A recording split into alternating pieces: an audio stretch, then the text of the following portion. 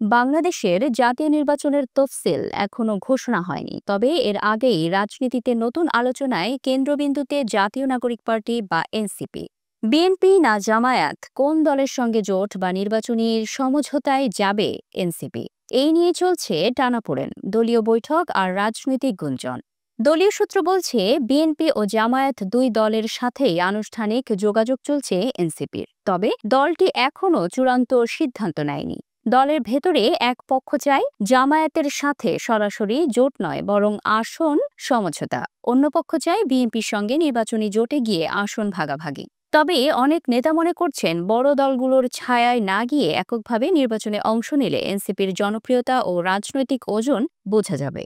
NCP নেতা সার্জিস আলম বলেন, আমরা পরিস্থিতি বিবেচনা করছি, এখনো সিদ্ধান্ত হয়নি কার সঙ্গে যাব। রাজনৈতিক বিশ্লেষক মহিউদ্দিন আহমেদ বলছেন, যদি এনসিপি নিজেদের শক্তি যাচাই করতে চায় তাহলে এককভাবে নির্বাচনে অংশ নেওয়াই হবে বুদ্ধিমানের কাজ। তবে সবকিছুই নির্ভর করছে পিআর পদ্ধতিতে উচ্চকক্ষ গঠনের সিদ্ধান্তের ওপর।